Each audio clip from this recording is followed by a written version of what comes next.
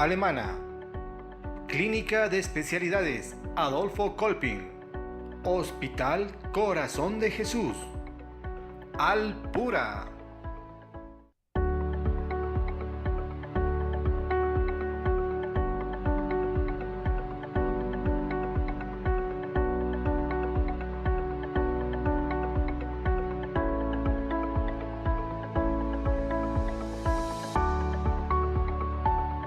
Presentamos Doctor TV.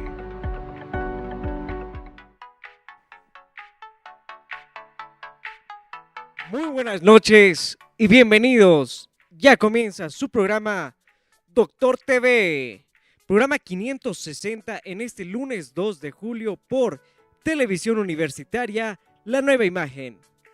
Permítame dar la cordial bienvenida a nuestra conductora, doctora Rosario Ruiz. Muy buenas noches y bienvenida. Muy buenas noches, Cristian. Gracias por tu bienvenida. Muchas gracias a todos ustedes que nos están viendo desde sus casas. Un gusto estar nuevamente esta noche con ustedes, como siempre, para hablar de temas de salud, principalmente prevención de enfermedades. Y hoy, que es lunes, pues vamos a empezar justamente con estos temas. Antes de hablar de lo que había quedado inconcluso el anterior lunes, hablar de la nutrición de nuestros adolescentes y nuestros escolares, vamos a hablar de lo que usualmente organiza el Colegio Médico de La Paz, múltiples actividades de capacitación continua. Bueno, vamos a hablar primero de lo que es la Jornada Juliana de Oncología. Como van a ver en sus pantallas, es una jornada dedicada a todo tipo de público. Por supuesto, está organizada en honor a las fiestas del 16 de julio, Cristian. Así es, doctora, invitamos a todo el público a que sea partícipe de esta jornada juliana de oncología. Tendremos temas centrales como ser testimonio de un paciente con cáncer, generalidades en oncología, diagnóstico del paciente con cáncer, distintas variedades de cáncer, manejo del paciente oncológico, y habrá mesas redondas para brindar muchas opiniones. El lugar donde se va a desarrollar a cabo es en el auditorio del Colegio La Salle, ubicado en la Florida, Avenida Arequipa, número 8578. En fecha será el 18, 19 y 20 de julio, de 9:30 a 18 horas. La inversión será un aporte voluntario de 100 bolivianos, que se deberá realizar en la cuenta del Banco Visa en bolivianos con el número 59 27 30 40 17. Tendrá una certificación con valor curricular. Ustedes pueden comunicarse también al celular 706 05 845 720 33 459. Y además tenemos que mencionar nuestra segunda actividad, el segundo Congreso Internacional Asociado de Medicina Interna y Nefrología, un evento que también está auspiciado por el Colegio Médico de La Paz y se va a desarrollar también en nuestra ciudad, Cristian. Así es, doctora, tenemos ya este segundo congreso que es internacional. Serán partícipes los países de México, Chile, Uruguay y España. Está dirigido a especialistas en medicina interna, nefrología, medicina familiar, cardiología, reumatología, endocrinología, hematología, urología, médicos generales, licenciadas en enfermería y auxiliares de enfermería. Se desarrollará en fecha 15, 16 y 17 de agosto del 2018. El lugar del evento será en el Hotel Europa, Salón Germania. Y bueno, hay más eventos, Cristian. Tenemos la Jornada Departamental de VIH-Sida, que se va a desarrollar los días 4, 5 y 6 de julio. También van a ver el afiche en su pantalla. Se van a tocar múltiples temas relacionados con esta enfermedad. El lugar, el auditorio número 1 del Colegio Médico de La Paz, se va a desarrollar los días 4, 5 y 6 de julio de este mes, de este año, de horas 18 a 21, es decir, desde las 6 de la tarde hasta las 9 de la noche, los días 4, 5 y 6 de julio, dirigido también a todo tipo de profesionales en salud, pero también al público en general, si es que hubiera interés en este tema. Y por último, el Simposio Nacional de Patologías Multidisciplinarias Prevalentes los días 5 y 6 de julio. También están viendo el afiche en sus pantallas. Se van a tocar múltiples temas y de mucha prevalencia, como es la hipertensión arterial, la reanimación cardiopulmonar, el Chagas, la neumonía, prevención de obesidad, epigenética, enfermedades mentales prevalentes además. También es un simposio que se va a desarrollar en el Colegio Médico de La Paz, ¿no es así, Cristian? Es importante tomar en cuenta que el lugar donde se va a llevar a cabo es el Centro de Eventos y Convenciones del Colegio Médico Departamental de La Paz, ubicado en la avenida Costanera, lado Costanerita, número 6026, entre calles 14 y 15 de Obrajes, auditorio Titanium, de horas 17 a 21 horas. Y las inscripciones podrán hacerlas en la Biblioteca del Colegio Médico Departamental de La Paz, calle Vallivian, número 1266. Pueden comunicarse a la línea telefónica 220-2838 o en la página web www.colmedlapaz.org.com. Claro que sí, hemos mencionado, miren, bastantes eventos, 4 eventos, los cuales están organizados por el Colegio Médico de La Paz y a la cual todos están cordialmente invitados si es que tienen interés en alguno de estos eventos. Hemos mencionado 3 eventos este mes y 1 el mes de agosto. Y bueno, vamos a hablar de lo que es nutrición infantil y nutrición en edad escolar después de este pequeño corte.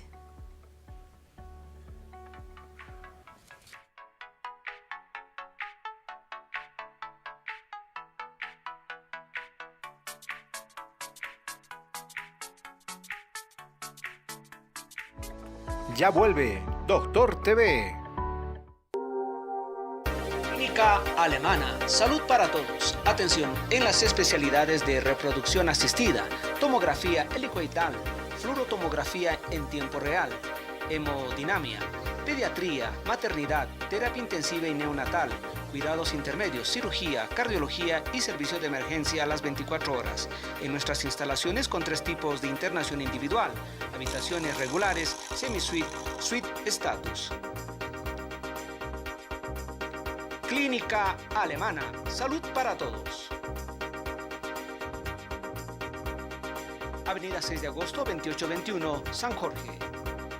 Clínica de Especialidades Adolfo Colpin. Contamos con los servicios de unidad de terapia intensiva, medicina general, cirugía general y laparoscópica, pediatría, ginecología y obstetricia, cardiología, otorrinolaringología, traumatología y ortopedia, odontología integral y demás especialidades, ecografía, rayos X, farmacia y laboratorio las 24 horas. Dirección, calle Constantino de Medina, número 250, zona Vía Dolores, El Alto. Continuamos con Doctor TV.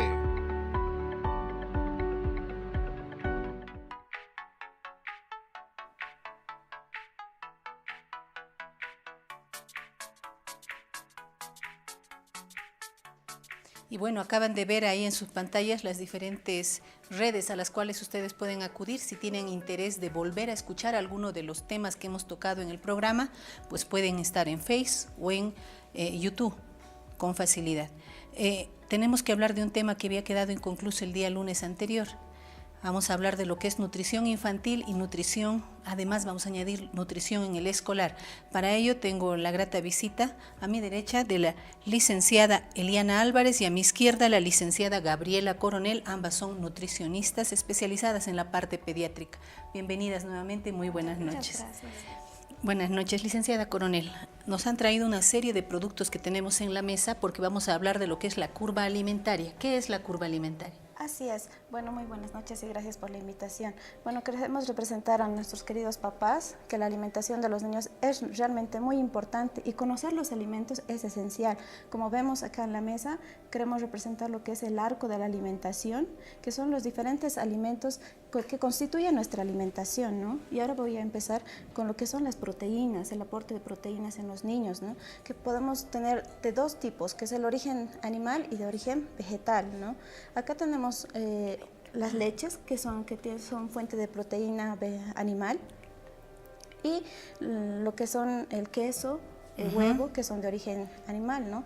Y también tenemos las proteínas que son de aporte vegetal, como ya tenemos los cereales, las leguminosas, y como decimos, ¿no? Las proteínas son muy importantes para los niños, ya que estos están en etapa de crecimiento y es vital, ¿no? Porque las proteínas van a ir a reparar lo que son van a ir a formar tejidos, reparar las células que están en constante crecimiento. Entonces el aporte para un niño en la etapa de infancia es de 3 porciones, ¿no?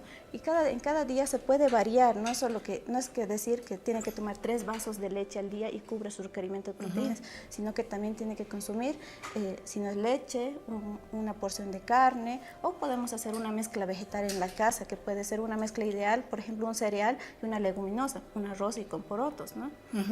O sea, al hablar de proteínas, estamos hablando de 3 porciones diarias de leche o yogur o queso o huevo o cereales del tipo que tenemos aquí a mano derecha, Así o es. carne, Sí, que exacto. sería otra fuente de proteína. Exacto. La principal fuente de proteínas en los niños puede ser las de origen animal, las principales, como la carne, los pescados, el huevo. Y nosotros aquí tenemos otra opción que son las leches, el queso. ¿No? Nosotros en la dieta debemos aprender a variar, ¿no? ¿Cómo combinamos, licenciada, estos productos? Necesitamos 3 porciones de proteína. ¿Qué cantidad de proteínas para un niño, para un infante y para un escolar? ¿Qué cantidad de proteínas por día deberían consumir? Por ejemplo, ¿qué tipo de proteína? Ya, para esquematizar, ¿no? Por ejemplo, si la mamá se puede dar de cuenta, si es una proteína de origen animal, la porción que tiene que consumir de carne es la porción de su palmita del niño, ¿no? Esta porción, esta parte y el grosor de su palmita, ¿no? La guía es la palmita del niño, entonces eso se filetea y se abre un poco más. Y ¿Cualquier tipo de carne? Esa puede ser la de pollo, la de res, que puede blanca o roja. Exacto, ¿no? Y si digamos hablamos de una porción de proteínas de queso, que tiene que ser una tajada considerable como la que vemos en pantalla, o un huevo entero, que va a ir a cubrir las proteínas de un almuerzo o de una cena, ¿ya? Además también el aporte de leches en el día se puede variar, como usted dijo, también es no es que le tenemos que decir al niño consuma 3 vasos de leche al día, sino que también podemos variar. Puede tomar su tacita de leche o variar con el yogur o una porción de queso también. Si hablamos de los cereales, licenciada Álvarez, que los tiene a su lado, también son fuente de proteína. ¿Qué cantidad de estas deben consumir los niños diariamente? Bueno, los cereales contienen proteínas, sí, pero los cereales son fuente de carbohidratos, ¿no? Y los carbohidratos son muy importantes en la dieta de los niños y también de los adultos. Y representan más o menos un 50-60% de la dieta global que tenemos. Por lo tanto, son bastante importantes, ¿no? Porque nos brindan energía y depende del alimento, nos brindan diferentes micro y macronutrientes también, ¿no? En este caso son importantes, ¿por qué? Porque nos brinda energía en los niños. Los niños necesitan bastante energía porque no solo están haciendo actividades, sino también están creciendo. Y en nutrición les proporcionamos cierto tipo de kilocalorías adicionales para que sigan con su crecimiento constante, que sea lineal. La mayoría de esas kilocalorías provienen de los cereales, ¿no? Si hablamos de porciones, licenciada, igual que lo que acabamos de hablar, las proteínas que provienen de lácteos, carnes y otros. En este caso, si hablamos de los cereales, ¿qué cantidad de porciones deben recibir los niños diariamente? Las porciones son pequeñas, ¿no? Tiene que ser del tamaño del puño de la persona, en este caso del niño. El puño de un pequeñito es chiquitito. Entonces, tenemos que darles pequeñas porciones de arroz, pequeña porción de tubérculo que también nos brindan carbohidratos. Por ejemplo, está la avena, está la quinoa. Nosotros estamos muy acostumbrados a consumir harinas blancas, que es esta, ¿no es cierto? Hay de todo tipo, no solo de trigo. Lo que es muy importante es que debemos nosotros consumir harinas y cereales integrales. ¿Por qué? Porque en este caso le hemos sacado la mayoría de los nutrientes que tenía, porque lo hemos decorticado. Exacto. Lo mismo puede pasar, por ejemplo, con la avena. Esta es una avena instantánea, que se pone agua o se pone un líquido caliente y ya está, ¿no es cierto? Lo que tiene esta es más almidón, ¿no? En cambio, las avenas que están con todo su recubierta, tienen todos sus elementos nutricionales y tienen fibra. Es decir, que es mejor consumir la avena que consumíamos antes. Exacto, la que tenemos La que entera. hervir como 1 hora. Exacto. Esa es mucho mejor en todos los cereales. Siempre es mucho mejor los cereales enteros. ¿Por qué? Porque nos brindan todos los nutrientes y la fibra. En este caso les vamos a presentar es un pseudo cereal porque es a la vez una leguminosa y es un cereal, que es la quinoa, y que, bueno, gracias a Dios en nuestro país la tenemos a disposición. Está el arroz, pero el arroz es mejor variarlo de vez en cuando, ¿no? Estamos muy acostumbrados en nuestro medio a comer arroz, fideo todos los días. Entonces tenemos poroto, tenemos garbanzos, tenemos quinoa, tenemos varios Trigo, cereales que podemos variar, ¿no? Al hablar de las harinas, estamos hablando indirectamente de lo que son galletas y panes. Exacto. ¿Qué cantidad de galletas y panes al día deben comer nuestros niños? Más o menos deberíamos consumir de 4 a 5 cereales al día, en general, ¿no? Puede ser en forma de pancito, puede ser en forma de una avena con leche, puede ser arroz en el almuerzo, etcétera, ¿no? Lo importante de esto es tratar de acostumbrar a los niños que coman cereales integrales. Por ejemplo, galletas hechas no solo con harina blanca, sino con harina integral, para nivelar, bueno, para prevenir que la glucosa fluctúe mucho, ¿no? Y así prevenimos la diabetes, ¿no? Prevenimos el sobrepeso también. La fibra nos ayuda muchísimo y los niños tienen que aprender a consumirla. Lastimosamente, la mayoría de los niños no consumen mucha fibra porque no están acostumbrados a comer frutas ni vegetales. Y de paso les damos harinas blancas y puros tubérculos.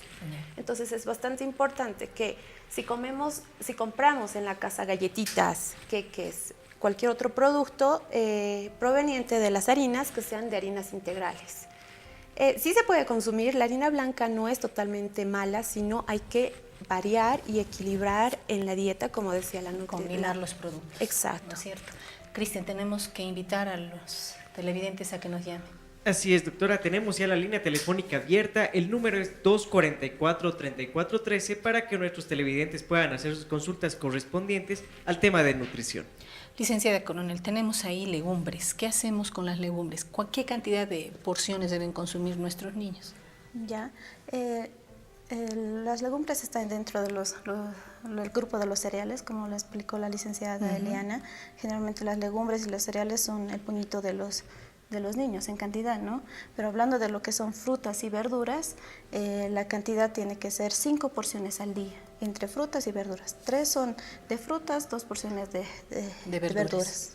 Como vemos ahí en la mesa también, siempre tenemos que variar con la variedad, ¿no? No solo darle plátano todos los días al niño, ¿no? Siempre variar. En nuestra Bolivia tenemos una gran variedad de frutas y además que son baratas, económicas y las tenemos al alcance, ¿no? de nosotros, entonces variar siempre. Al hablar de porciones, estamos hablando de frutas enteras, 3 frutas enteras al día, licenciada. Así es, sí. Ahora a ambas les voy a preguntar porque usualmente las madres pues intentamos alimentar del mejor modo posible a nuestros niños en un periodo en el que no les atrae mucho la comida. Y tendemos a licuar las comidas, a hacer papillas, a mezclar varios de estos productos en los jugos, hacer un jugo de fruta más un poco de quinoa, más un poco de leche o yogur. ¿Eso es adecuado o no es adecuado? En los jugos sí, no hay ningún problema. Podemos poner huilcaparu, podemos poner cebada, no hay ningún inconveniente. No, lo que sí no es muy aconsejable en los niños más pequeñitos darles muchas papillas. Hasta el año tienen que comer como el adulto come, tal cual. Solo en la proporción vamos a variar, ¿no es cierto? En la cantidad. Las papillas no, porque les predisponen a que después no acepten otras texturas. Entonces hay niños de 3 años que no pueden tolerar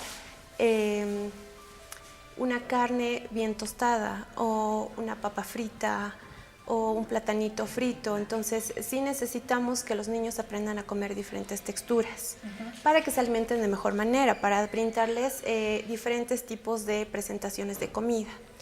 Sí podemos variar para que los niños acepten mejor. Por ejemplo, tal vez a un niño no le gusta el huilcaparu, entonces le podemos poner en su licuado de plátano con leche, sí se De puede fruta en el hacer. desayuno. Exacto. Hay que, como usted nos puso el ejemplo, sí hay que tratar de tal vez camuflar algunas Combinarla, cosas. exacto, ese es el término, Exacto, camuflar. que no les gustan a los niños. Sí se puede para que poco a poco vayan acostumbrándose a ciertos sabores. Entonces sí les podemos brindar. Por ejemplo, en las verduras muchos niños no quieren comer. Entonces podemos hacer, no sé, tortillas, podemos hacer pastel de carne y le ponemos varias verduritas, etcétera. Entonces sí hay que ser muy creativos cuando los niños no quieren comer. En la etapa que ya están empezando a comer, entonces hay que aprovechar. Pero de que es muy común que los niños no quieran comer en ciertas etapas de su vida, sí, es muy común. Definitivamente uno de los temas que tocó es sumamente importante. Tenemos que estimular a que nuestros niños mastiquen sus alimentos. Exacto, sí. ¿Cuán importante es esto, licenciada? Es realmente importante porque la alimentación en el niño pequeño es no solamente para que se nutra, sino para que adquiera hábitos alimentarios adecuados. ¿No? Que el niño esté comiendo siempre sopa licuado, no es un hábito alimentario adecuado. ¿No? Entonces, el niño tiene que comer tal cual el adulto come. ¿Por qué? Porque necesita que sus papilas gustativas y a nivel neuronal psicológico también empiece a establecerse ciertas conductas alimentarias. Si les damos solamente papilla o licuado, se están acostumbrando a comer de esa manera y después cuando sean más grandecitos no van a querer probar nada más. Y eso es evidente y lo vemos en consultorio todos los días. Los niños que comen así habitualmente tienden a bajar de peso, siempre. Los niños que a partir de los 8 meses y empiezan a agarrar y comer pedacitos, porque sí se puede, tienden a tener una mejor alimentación y son mucho más independientes cuando tienen 1 año, 2 años, 3 años.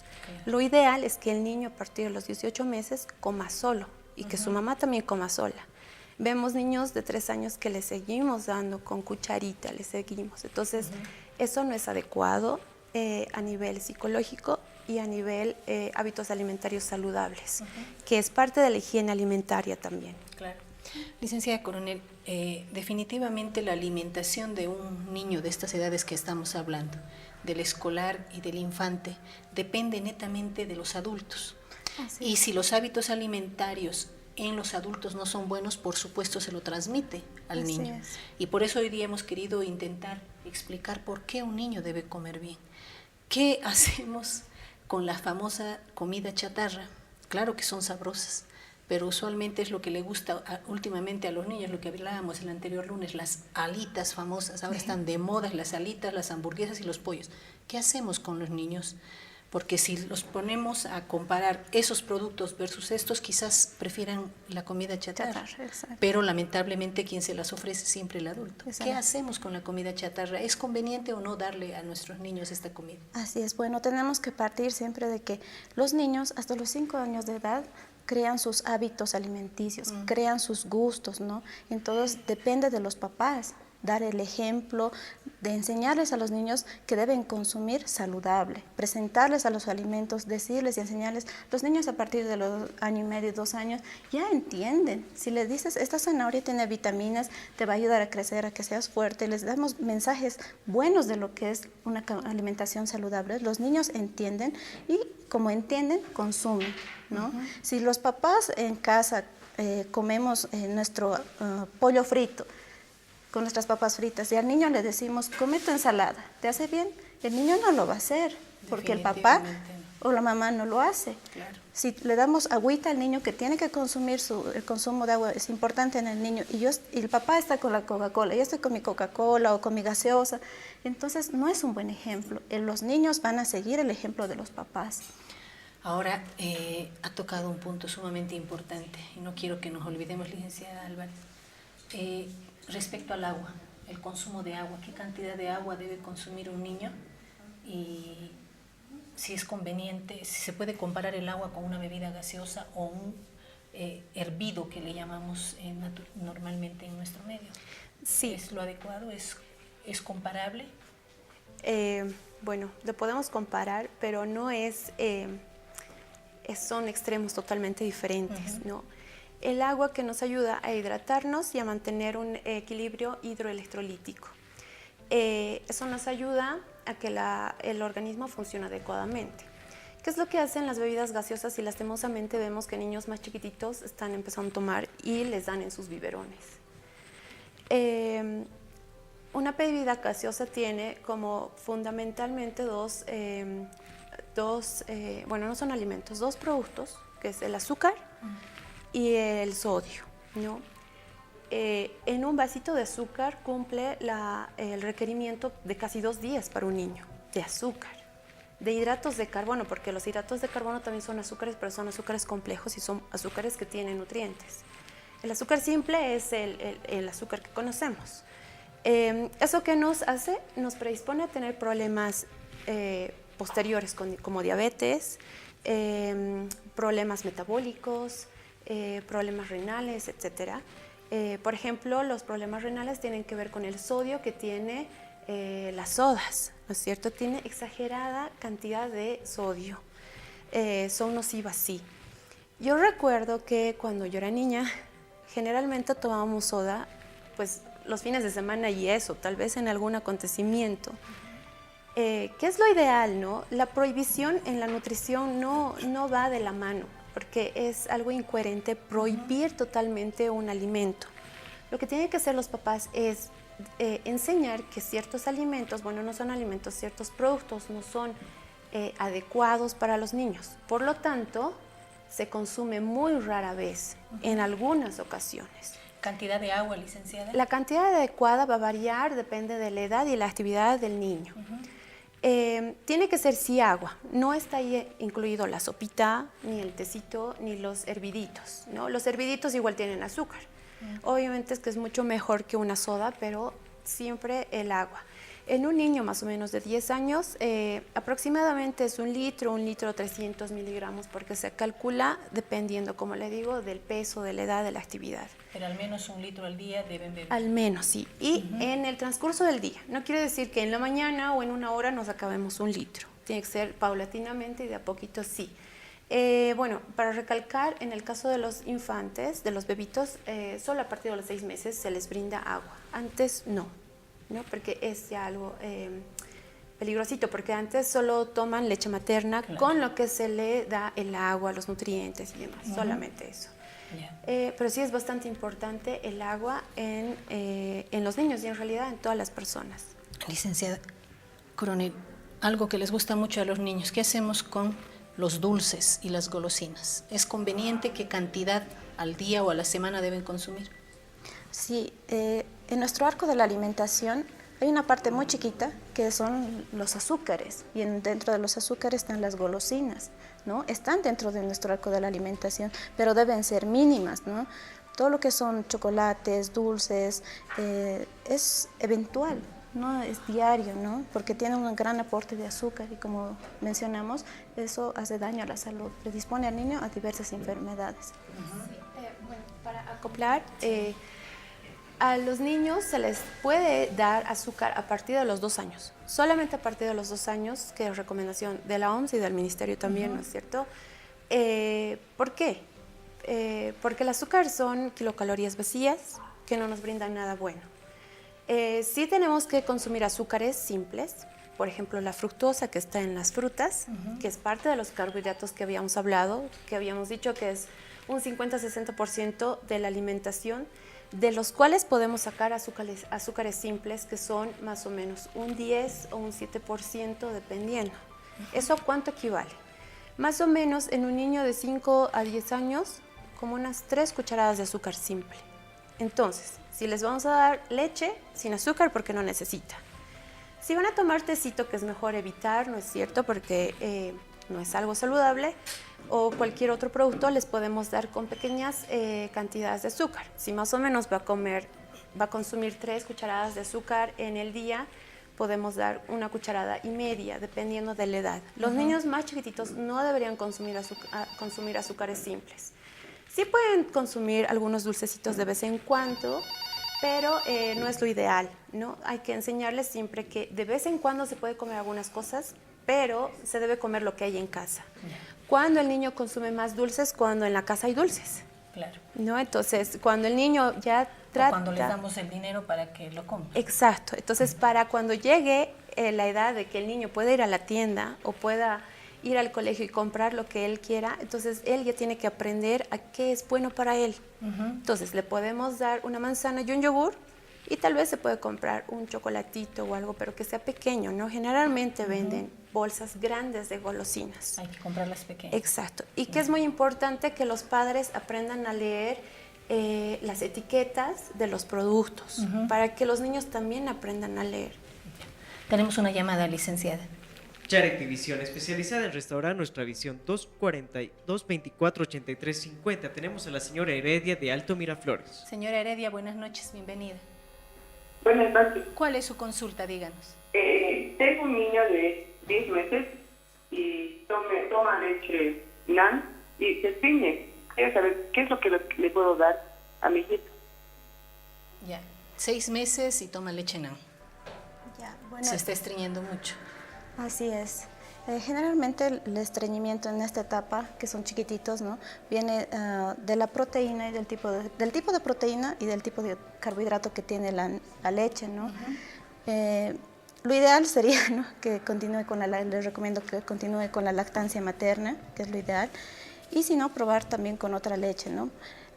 Trabajar con fórmulas lácteas es de mucho cuidado, porque hay que evaluar la proteína, el origen, si es de origen animal, origen vegetal. Entonces tendríamos que evaluarlo al niño o a la niña para recomendarle una fórmula láctea. Pero a esta edad les recomendamos que no empiece con las leches enteras, como la leche de vaca, sino tratar de continuar con la lactancia materna. Probablemente, señora Heredia, pues la necesidad nos obliga a veces a suplir la lactancia materna con estas leches, porque lamentablemente las mujeres trabajamos y no tenemos el modo de dar de lactar permanentemente. Aumentar el consumo de agua en los niños suele ser suficiente para evitar este problema. Incrementar la dilución, más agüita en esa leche. Sin embargo, le prometo, vamos a traer una pediatra para que nos hable bien de este tema y cómo podemos corregir el problema. Sin embargo, esta es una muy buena solución porque el bebé ya tiene 6 meses. Queridas licenciadas, muchas gracias por estar hoy día con nosotros y aclararnos tan buenas dudas y sugerirnos tan buenas cosas. Este es un pequeño regalo en nombre del Colegio Médico de La Paz y del programa Doctor TV. Queridos amigos, hemos hablado de los hábitos alimenticios. Somos nosotros quienes educamos a nuestros niños y esa es la base de todo. Si los educamos bien desde pequeños, ellos van a comer muy bien el resto de su vida. Ese es el mensaje de este pequeño tema que hemos tocado el día de hoy. Después de este pequeño corte tenemos a una eminencia. Va a hablarnos el doctor Gonzalo Taboada, que fue vicerrector de la Universidad Mayor de San Andrés. Vamos a hablar de un tema sumamente delicado y que no lo comprendemos muy bien, entonces ha venido a explicarnos este tema después de este pequeño corte.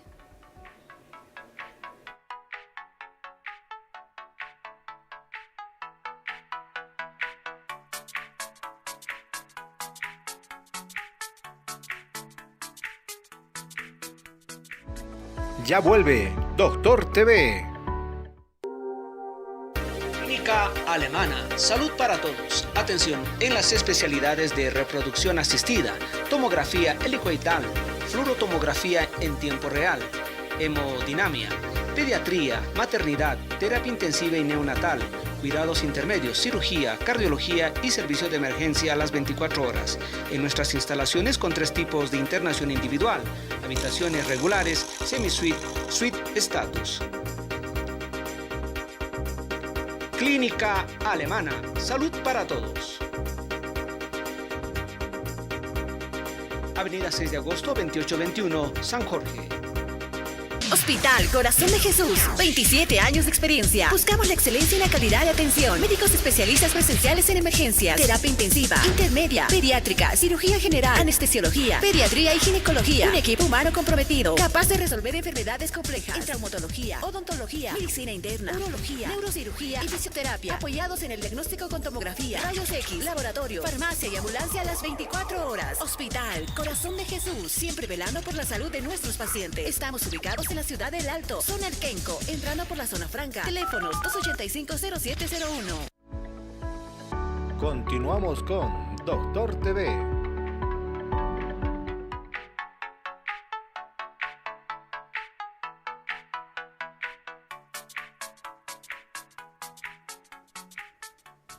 Y bueno, ya volvemos nuevamente con ustedes. Vamos a hablar un tema un poco complejo, pero aquí tenemos a un gran profesor que nos va a explicar de lo que es la mitocondria. Tenemos al doctor Gonzalo Taboada López, director general ejecutivo de la Academia Nacional de Ciencias, docente de muchas generaciones en la Facultad de Medicina, además genetista, fue vicerrector de la Universidad Mayor de San Andrés. Un gusto tenerlo aquí. Buenas noches, profesor. Muchísimas gracias, buenas noches, le agradezco la invitación y le agradezco, me echó tantas flores que... Muchas gracias. Bueno, vamos a hablar de lo que es las enfermedades mitocondriales. ¿Qué es una enfermedad mitocondrial? ¿Qué es la mitocondria, doctor Taboada? Bien, la medicina en este momento está avanzando de manera muy rápida. El avance de la biología molecular le está dando respuestas espectaculares para diagnosticar temas que antes no se podían diagnosticar y que estaban medio ocultos. Se ha identificado, siempre conocíamos desde el inicio del famoso ciclo de Krebs, que dentro de las células tenemos pequeños organitos que se llaman mitocondrias. Estas son las mitocondrias que respiran para la célula, si lo traducimos en lenguaje simple y coloquial. El azúcar que consumimos, más el oxígeno, y con otros compuestos más, transforman en energía y hacen que la célula funcione. Este organito mitocondria tiene en su interior también material genético propio. No comparte el material genético que tienen las células en su propio núcleo. Y tiene una particularidad, se hereda de las mamás a los hijos, porque vienen con el óvulo. Se han encontrado que este material genético de las mitocondrias se altera en algunas patologías que nosotros, en algunas enfermedades que no las podíamos distinguir. Son enfermedades neurológicas, son enfermedades musculares que hacen que un recién nacido, por ejemplo, sea muy flexible, no tenga el tonismo que tiene el momento, muy flácido, no tenga el tonismo que nosotros esperamos que nuestros niños recién nacidos tengan. Por lo tanto, son enfermedades neurológicas, son enfermedades musculares, son enfermedades que le llamamos del metabolismo, del proceso de funcionamiento de la célula, y que ahora se las está identificando y que por supuesto con el avance de la ciencia muy rápidamente se va a encontrar el tratamiento y la recuperación para estos niños. Al decirnos, doctor, de que se heredan, son enfermedades que se heredan de la madre, es decir, que llegan estas alteraciones genéticas, vienen con el cromosoma X que la madre hereda al hijo. ¿Es así? Vienen, el óvulo es una célula que tiene medio núcleo, porque el otro medio núcleo viene con el espermatozoide, pero el espermatozoide tiene solamente un flagelo para moverse. El óvulo tiene que tener sustancia para dividirse. Entonces, el óvulo es el que tiene las mitocondrias y no importa si es varón o mujer, ese óvulo siempre, que es materno, siempre va a traer las mitocondrias. No la heredan las mamás. Pasa a través del óvulo estas alteraciones y bueno, ahí ya nos ha permitido identificar estos problemas neurológicos y musculares que en los recién nacidos y los niños pequeños se encuentran ahora, y ya se sabe a qué se debe, que antes no se podía identificar y era realmente una preocupación para el neonatólogo, para el pediatra y para el médico en general. Estas son enfermedades con las que el niño nace, doctor. ¿Se puede identificar en la madre embarazada? ¿Se pueden prevenir estas enfermedades e identificar precozmente? Se podrían identificar si se hiciera un diagnóstico prenatal, pero yo creo que no vale la pena porque no tienen un patrón de herencia típico. Puede aparecer como puede no aparecer, porque es el óvulo el que va a traer. Por lo tanto, lo que sí hay que hacer ahora, con el avance de la medicina, que realmente es extraordinario lo que ocurrió en los últimos 10 años, es identificar, hacer el diagnóstico y empezar a recuperarlo al niño con apoyo y con el tratamiento correspondiente. Es decir, hacer el diagnóstico en el niño una vez que nace. Una vez que nace, porque antes no se puede diagnosticar. Se podía diagnosticar mediante técnicas moleculares, pero no tiene sentido. Es preferible diagnosticarlo el momento que nazca. Y si de repente, si hubiera un niño antes que ha tenido este problema, sería pertinente hacerlo durante el embarazo. Doctor, al hablar de estos temas, de estas enfermedades mitocondriales, ¿a qué enfermedades nos estamos refiriendo? Nos estamos refiriendo a enfermedades neurológicas que hacen que las personas y los niños no tengan respuestas musculares adecuadas, que tengan problemas de ceguera, algún problema de ceguera porque también vienen con trastornos de retina, o que tengan problemas de coordinación motora, que no tengan una coordinación motora adecuada. Nos estamos refiriendo a ese tipo de problemas que son múltiples y que realmente a veces no sabemos qué decirles a los pacientes y cómo tratarlos, y ahora sí se puede identificarlos con más facilidad. ¿Cómo hacemos el diagnóstico de estas enfermedades en estos neonatos, doctor? Encontrado un neonato que tenga una flacidez muscular, se le toma una pequeña muestra de sangre y se busca el material genético de las mitocondrias que están en los glóbulos blancos. Ahí se hace la secuenciación y se ve si realmente es portador o no de esta alteración. Si fuera, entonces ya sabemos cómo encaminar el tratamiento de recuperación y cómo hacer los procesos correspondientes. Hay que invitar a que llamen los televidentes, Cristian. Los televidentes ya pueden comunicarse a la línea telefónica 244-3413 correspondiendo al tema que se está tratando.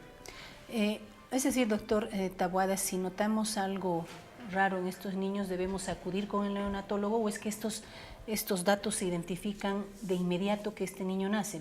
¿Los identifica el neonatólogo? ¿Y cuál es el curso? ¿Qué uno debe hacer después? El neonatólogo no lo identifica inmediatamente. Le tienen que hacer un pequeño seguimiento para ver cómo después del parto empieza a agarrar tonismo muscular. Si el tonismo muscular es muy deficiente y se llaman niños hipotónicos. Diagnosticado un niño hipotónico hay que buscar la causa, y la causa suele ser una enfermedad mitocondrial. ¿Cómo uno identifica a un niño hipotónico? ¿Qué datos busca una madre? ¿Qué le llama la atención para determinar si es o no anormal este desarrollo, doctor? Para comenzar, se le alcanza a un bebé el dedo y el bebé lo prende. Y se lo jala y el bebé hace resistencia, entonces tiene un buen tonismo muscular. O trata de incorporarse o se mueve, ese es un buen tonismo muscular. Pero si está flácido y está tendidito y no reacciona a los estímulos, por lo tanto hay que pensar que está hipotónico y que el neonatólogo y el pediatra lo vea para indicar las pruebas correspondientes. Una vez que uno sospecha estos problemas, doctor, toma la muestra de sangre, ¿dónde se hace el diagnóstico específico de la enfermedad? Tiene que hacerlo en un centro de genética, lastimosamente en este momento, pero yo creo que esto va a abrirse paulatinamente en la medida que estamos encontrando más niños con estos problemas, porque viven más, nacen más, se los atienden mejor, hay mejor medicina. Por lo tanto, el número están aumentando, y una vez el diagnóstico se le hace en un centro de genética y por supuesto se hacen las indicaciones correspondientes para el médico que va a hacer el tratamiento. Una vez que se ha identificado el cuadro o la enfermedad, doctor, ¿el tratamiento en qué consiste y dónde se hace? ¿Cómo se hace? Se hacen en los centros mismos de recuperación. Se hace fisioterapia, se hace algún tratamiento que sea específico, se mejora la atención al niño hasta que el niño empiece a agarrar tonismo, que su estructura muscular alcance el tono correspondiente. ¿Son niños que se recuperan, doctor? ¿A futuro tienen buen pronóstico? Muchos de ellos sí se recuperan. Por eso el diagnóstico hay que hacerlo precoz y el apoyo al niño hay que hacerlo también en edades muy tempranas. La rehabilitación tiene que ser continua. Desde muy continuo, desde muy pequeño, pero llega un momento que el niño ya se suelta solo y los niños empiezan por sí solos a agarrar tonismo porque juegan, se mueven, corretean y eso les da el tonismo que se requiere. Es decir, que son niños que requieren mayor estímulo Inicial. que los niños Que los niños normales. Mayor estímulo inicial en los primeros años y meses de vida. para poder responder y desarrollar naturalmente. Esa es un poco la visión. Sí. Doctor, vemos que la Academia Nacional de Ciencias está desarrollando una serie de conferencias que se llaman Ciencia al Día. Una de ellas, una de las primeras, es las enfermedades mitocondriales, un reto para la genética médica. ¿De qué se trata este evento, doctor Taboada? Hemos invitado al profesor Fernando Scaglia, que es de la Universidad de Hong Kong. Él es formado en Estados Unidos, es uno de los expertos en el tema de enfermedades mitocondriales, y él nos va a dar a todos los colegas, estudiantes de medicina y demás, un panorama de este tipo de problemas para que empecemos a vislumbrar una medicina que está alcanzando niveles muy avanzados y que nosotros como Facultad de Medicina deberemos empezar a incorporar en nuestro proceso de enseñanza a nuestros futuros médicos, porque va a ser con eso que van a lidiar en el futuro y tienen que estar acorde a la globalización. Si esto se resuelve en Paraguay o se resuelve en el Brasil, ¿por qué no resolverlo aquí también? ¿Está dirigido a quiénes esta conferencia, doctor? Va a ser una conferencia en términos de lo más simple posible, por supuesto manejando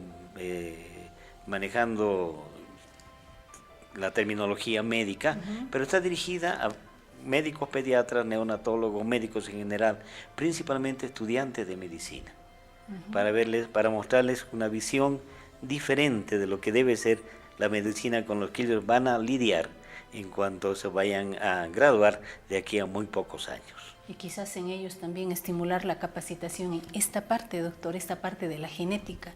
¿Tenemos médicos formados en genética actualmente en nuestro medio, doctor? Tenemos muchos médicos, felizmente, médicos genetistas formados. Casi todos los centros hospitalarios ya tienen su médico genetista. Eso nos pone muy contentos porque estamos yendo acorde. No vamos a cerrar la brecha del conocimiento, pero no vamos a quedar retrasados en el avance, que es lo que nuestra sociedad necesita. Una medicina que esté acorde a la realidad actual del mundo global.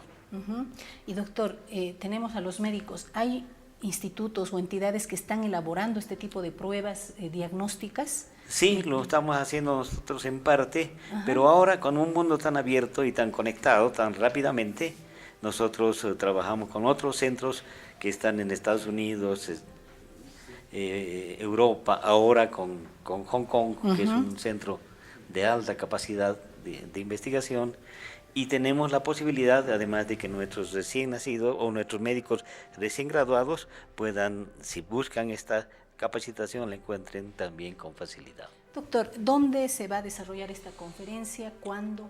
Vamos a tener dos conferencias. Esta en la Academia Nacional de Ciencias, porque es un profesional invitado por la Academia Nacional de Ciencias. Está ubicada en el Prado, en la Academia, en el Prado, frente al Ministerio, donde están durmiendo nuestros huelguistas desde hace mucho tiempo.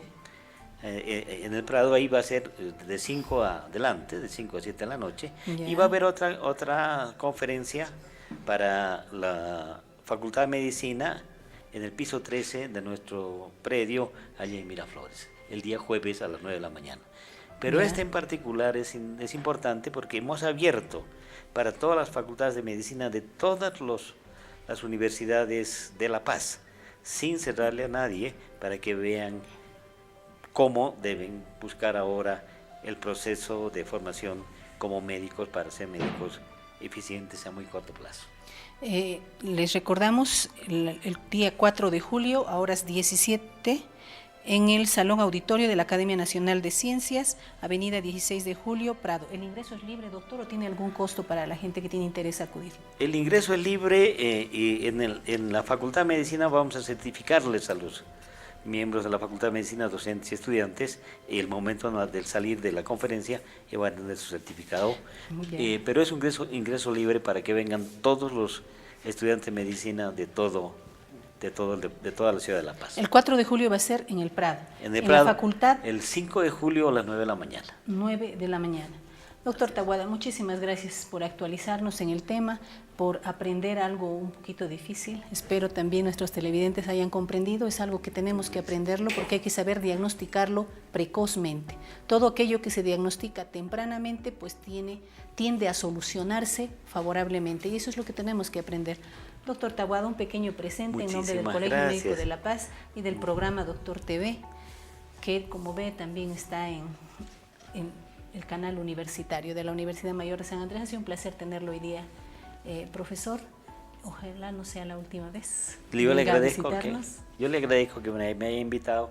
Siempre es un placer estar en el canal universitario, pero sobre todo con el programa. Muchísimas gracias. Muchas gracias, doctor, y muchas gracias a todos ustedes, queridos televidentes, que han estado oyéndonos, aprendiendo un poquito más de la prevención de las enfermedades.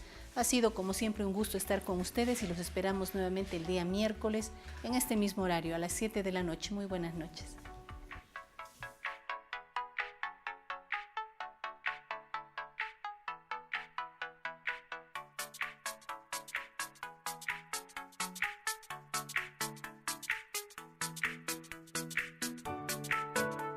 Con el auspicio de Clínica Alemana, Clínica de Especialidades Adolfo Kolping, Hospital Corazón de Jesús, Alpura.